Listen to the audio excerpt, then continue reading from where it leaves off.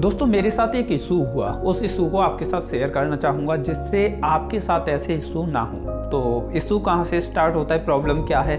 मैं अपना खुद का एक रीसेलर स्टोरी प्रोग्राम चलाता हूँ, तो उसमें दूसरों की स्टोरी शेयर करता हूँ, लेकिन आज मेरी खुद की स्टोरी यहाँ पर मैं शेयर करने वाला हूँ। तो भाई स्टोरी क्या है, स्टोरी ये है कि मैंने अमेज़ॉन से एक हेडफोन मंगाया था। भाई हेडफोन हो गया डिलीवर होने के बाद देखा तो हेडफोन में नहीं आ रही आवाज़। अब इसकी आवाज़ नहीं आ रही तो मेरे को इशू लगा, तो मैंने सोचा चलो रिटर्न रिक्वेस्ट डाल देता हूँ, रिटर्न हो जाएगा। तो भाई मैंने रिटर्न रिक्वेस्ट डाली 30 दिसंबर को।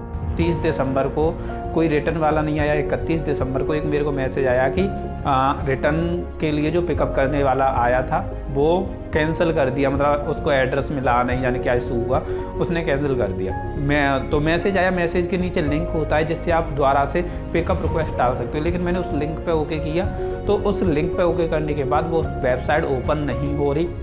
मतलब ये मान रहा था कि थोड़ी देर बाद ट्राई करें, फिर वो ओपन नहीं हो रही थी। तो 31 तारीख को ही मैंने ई-कॉम एक्सप्रेस के कस्टमर केयर को कॉल किया और मैंने बोला ऐसे ऐसे मेरा ये प्रोडक्ट रिटर्न पिकअप के लिए था, तो ये रिटर्न नहीं हुआ, क्या दिक्कत है। तो उन्होंने बोला कि ये क्या आपका रिटर्न नहीं हो पाया, चलो मैं दोबारा से रिटर्न रिक्वेस्ट सबमिट कर देता हूँ और हमारा डिलीवरी बॉय वाला आ जाएगा पिकअप के लिए और ले जाएगा आपके प्रोडक्ट को। उन्होंने ऐसा बोला, तो 3 दिन का उन्होंने बोला कि 3 दिन के अंदर आ जाएगा।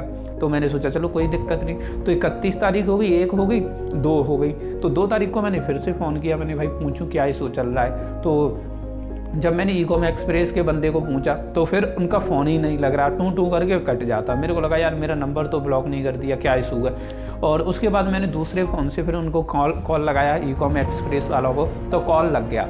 कॉल लग के मैंने पूछा कि हाँ भाई ऐसे ऐसे पिकअप के लिए था, अभी तक नहीं आया। तो उन्होंने बोला आपका तो पिकअप कैंसिल हो गया है। तो मैंने बोला यार मैंने तो कैंसिल किया नहीं और मैंने तो रिक्वेस्ट डलवाई थी 31 तारीख को। तो वो बोलते हैं कि आप ऐसा करो, जिस कंपनी से आपने शॉपिंग की है उस कंपनी से कांटेक्ट करो। मैंने कहा चलो ठीक है।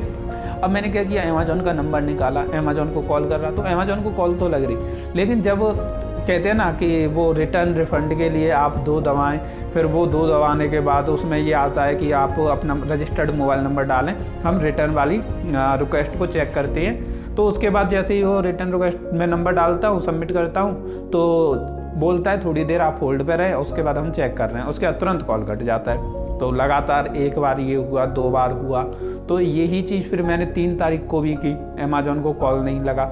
ई-कॉम एक्सप्रेस को किया, उसको भी दूसरे नंबर से भी नहीं लग रहा। तो ये मेनली मेरे को इशू आ रहा था, तो आपको भी आ सकता है। तो ये आपको इन्फॉर्म करना था मेरे को, ये इशू मेरे साथ हुआ है। और आपका क्या कहना है इस बारे में वो कमेंट करके आप बता सकते हैं। ये वीडियो कैसी लगी लाइक करके बता देना। और जितने भी ट्रस्टेड और भरोसेमंद रीसेलिंग और अर्निंग एप्लीकेशन है उन सभी के लिंक मैंने इस वीडियो के डिस्क्रिप्शन में दिए हैं। और चैनल को सब्सक्राइब करने के बाद बेल बटन जरूर दबा देना, जिससे ऐसी नोटिफिकेशन आपको लगातार मिलती रहे। ये वीडियो देखने के लिए आप सभी का तहे दिल से बहुत बहुत धन्यवाद।